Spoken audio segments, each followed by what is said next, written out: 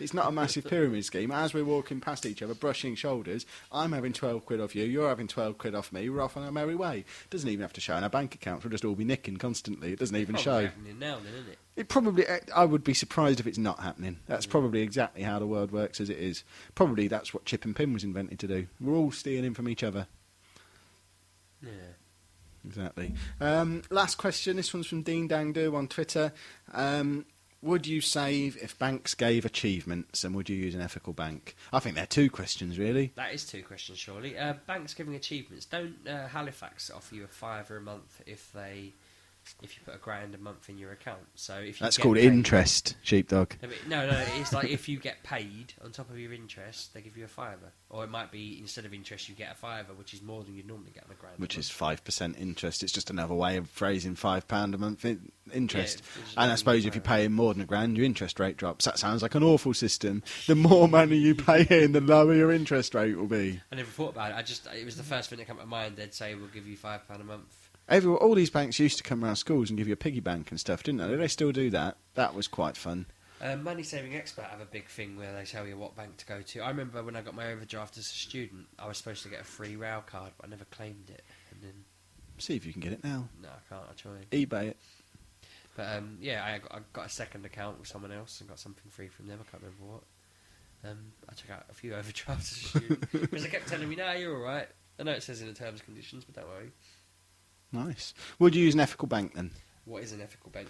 I believe the Co-op Bank market themselves an ethical bank, where I guess it's something to do with doing ethical stuff, so they don't do the ripping people off with the car insurance stuff that we talked about before. And I imagine they give bits to charity and all kind of nonsense like that. Probably plant a few trees. For every £5 note they print on their ATM machines, they plant a tree, something like that. I don't really understand. But a nonsense thing. I would use one if it costs less than a normal bank. If they paid me more or charged me less, I would use them. If not, I don't care. What you've got to think about is it's a purely selfish thing, isn't it? You've only got to do... I mean, it annoys me when people go...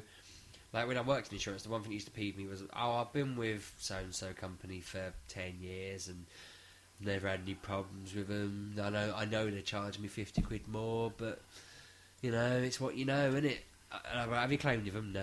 And you just think, it's not about, you don't be loyal to anything that involves money. You just do it. Whatever saves you the most money, you personally, but also gives you what you're looking for, don't you? So obviously you don't go for the cheapest just because they're the cheapest, because you'll end up with a broken thing. You get what you pay for. But at the same time, don't spend 10 quid more for the exact same thing just because. It just annoys me when people think they're being loyal to a company that don't give a shit.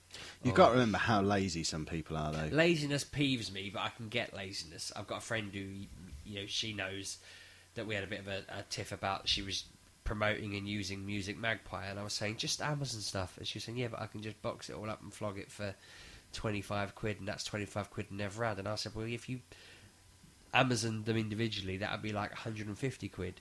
And she did it in the end, and she saw the difference and was really pleased. But I can get that people do just think, I can't be bothered to box stuff, I can't be bothered to, Amazon each individual thing and go to the post office 20 times. I could just do it once.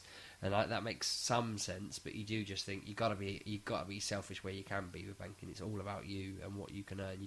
So these ethical banks, I don't really get what they're saying. If they're saying to me, we won't give you as much interest, you're going to be worse off, but we're ethical, nuts to them. As long as the one I'm at with don't kill anyone and doesn't ruin anyone's lives, which I know I'm kind of hitting the nail on the head there. Some of these banks have ruined lives. That's a bit different. Yeah, I can say I won't go with that bank because they're awful, but, ethical banking just seems confusing to me. Just go with RBS and get the staff discount we were talking about before. After all, you own them, apparently. Oh, yeah, good point. There you go. Right, that'll do for banking, because I'm bored of banking now. What I would like you all to do, though, is get on the internet now. Next week's episode is going to be about the seaside. So we're all together, more exciting, lively, wonderful topic. You're off to the seaside tomorrow, aren't you? I am. I can imagine I'm going to be really cynical.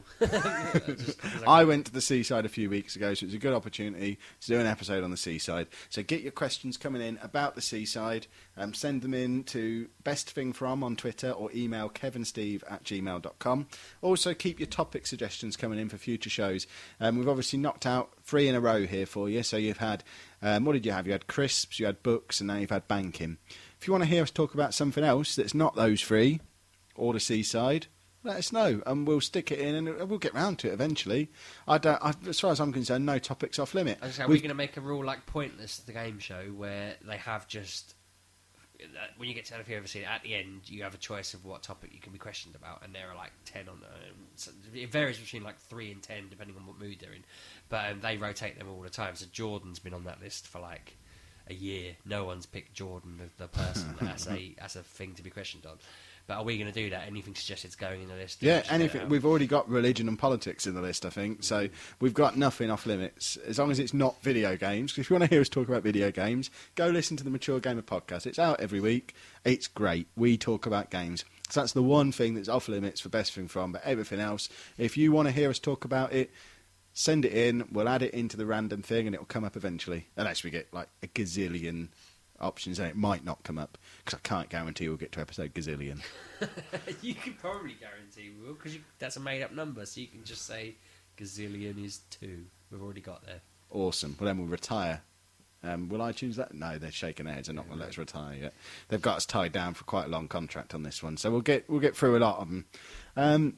So make sure you keep those coming in. You can also follow me on Twitter at Lelujo. I'm at RB6K. And make sure you get some 5-star reviews on the old iTunes about us. We will harp on about it regularly over the next few weeks, but it is the lifeblood of a new podcast. You need subscriptions on iTunes. You need 5-star reviews on iTunes, because that's basically what decides where you are in the charts, where you appear on the website, and it allows other people to find you. If we don't get any reviews and we don't get any subscriptions, we'll never appear on the front page of anything, and it's just going to be the same 4 people sat in the car on the way to Skegness listening to us. It is now. We want new listeners, new blood.